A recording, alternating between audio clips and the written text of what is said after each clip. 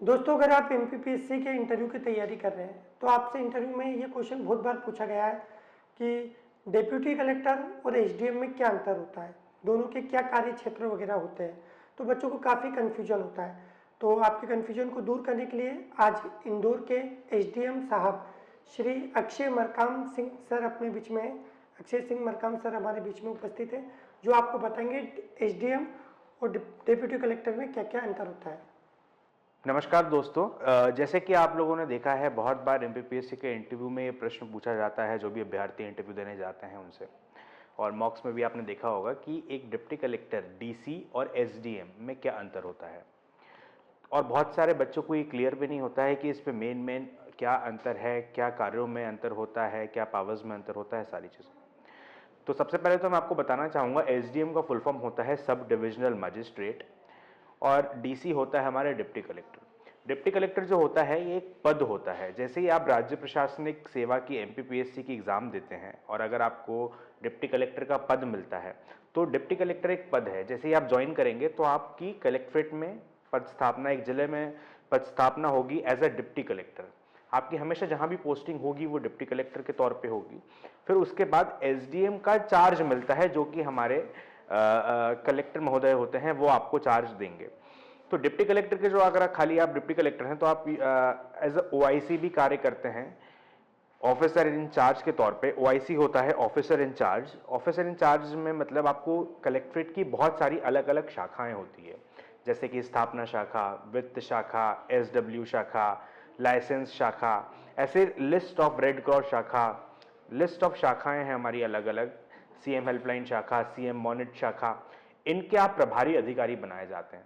तो जब आप deputy collector as OIC work करते हैं तो इन विभागों के आप एक नोडल अधिकारी के रूप में कार्य करते हैं और आपके अधीनस्थ, आपके इस डिपार्टमेंट के जो भी एक क्लरिकल स्टाफ रहता है वो रहता है आपके पास में, और इसके तहत ही आप कार्य करते हैं as a officer in charge of particular department. जैसे स्थापना की अगर हम बात करें तो कलेक्ट्रेट में जितने भी कर्मचारी अधिकारी हैं उनकी स्थापना के एक प्रभारी अधिकारी आप रहते हैं। उनकी अगर किसी छुट्टी का आवेदन आता है तो वो नोटशीट आपकी ओर से, आपके तरफ से जाएगी कलेक्टर महोदय के पास में।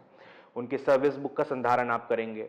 वित्त के आप हैं तो उनकी सैलरी से रिलेटेड सारे मैटर्स आपके पास रहेंगे। मतलब मोटा मोटा ये ऑफिस वर्क रहता है जिसमें आप कलेक्ट्रेट की विभिन्न शाखाओं के प्रभारी अधिकारी, नोडल अधिकारी के रूप में कार्यरत रहते हैं। एसडीएम जब आप बनते हैं तो एसडीएम और एसडीओ भी एक चीज होती है, जैसे हम बोलते हैं सब डिविजनल ऑफिसर रेवेन्यू।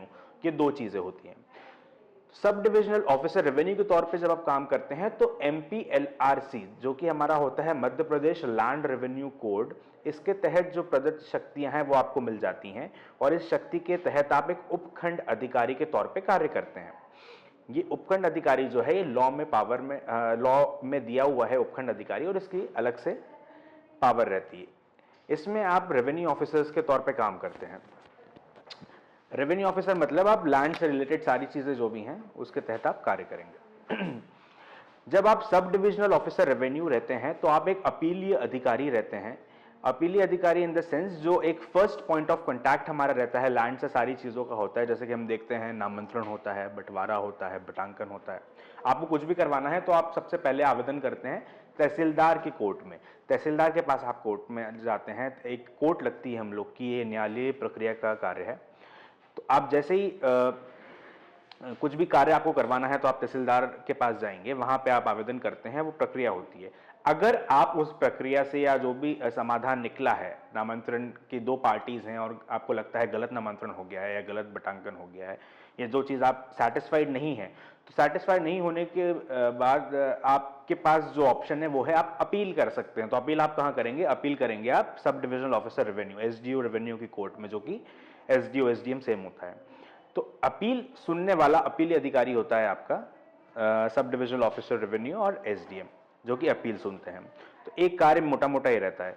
कुछ डायरेक्ट पावर्स रहते हैं इसमें लैंड से रिलेटेड, जैसे डाइवर्जन की जो पावर है वो एक एसडीओ ऑफिसर के पास रहता है। नक्शा सुधार के एमपीएलआरसी अमेंडमेंट हुआ है, नक्शा सुधार जो हम देखते हैं कि लैंड में जो खसरे का सुधार होता है वो एसडीओ रेवेन्यू करते हैं। तो ये मोटा मोटा रहता है। अच्छा, अब जब हम बात करते हैं, ये मैं एसडीओ आर बता रहा था, that is SDO revenue. SDM जैसे सब डिविजनल मजिस्ट्रेट, तो इसमें जब मजिस्ट्रेट वर्ड जुड़ जाता है तो आपको सीआरपीसी जो है हमारी भारत की, उसकी अधीन जो शक्तियां हैं वो प्रदत्त हो जाती है, मजिस्ट्रियल पावर जिसे हम बोलते हैं। तो एसडीएम एक एग्जीक्यूटिव मजिस्ट्रेट भी होता है। एक दो तरीके के मजिस्ट्रेट होते हैं, एक जुडिशियल मजिस्ट्रेट होते हैं और एक एग्जीक्यूटिव मजिस्ट्रेट होते हैं। तो जो रेवेन्यू ऑफिसर्स, जो हमारे तहसीलदार, नायब तहसीलदार, एसडीएम, एडीएम, डीएम रहते हैं, दीज आर एग्जीक्यूटिव मजिस्ट्रेट। इनके पास मजिस्ट्रियल पावर रहती है, लेकिन पूर्ण जुडिशियल मजिस्ट्रेट नहीं, एग्जीक्यूटिव मजिस्ट्रेट, दंडाधिकारी रहते हैं। इसके तहत मेन कार्य रहता है आपका लॉ एंड ऑर्डर, आपके एरिया में जो भी आपका सब डिवीजन है उसमें आपको मेंटेन करना है लॉ एंड ऑर्डर को। इसके अलावा जैसा कि हम देखते हैं कि पुलिस जिसे भी पकड़ती है उसे 24 घंटे के अंदर किसी मजिस्ट्रेट के सामने पेश करना होता है। तो आप जो पुलिस आपकी जो भी थाने आपके पास अलॉटेड हैं आपके सब डिवीजन में, वहां से पुलिस अगर किसी को पकड़ती है तो आपके पास लेके आती है, आपको पेश करती है, फिर आप डिसाइड करते हैं कि इसे बेल देनी है या फिर इसे जेल भेजना है। तो एक एसडीएम के पास में जेल भेजने का भी पावर होता है। आप बहुत सारी सीआरपीसी की धाराएं जैसे 107, 116, 145, 133, 144 में आप आदेश पारित कर सकते हैं इसकी। तो ये अलग अलग धाराओं के तहत जब आप कार्य करते हैं, लॉ एंड ऑर्डर मेंटेन करने का कार्य करते हैं, तो इसे हम मजिस्ट्रियल पावर बोलते हैं, जो एक एसडीएम के पास रहती है।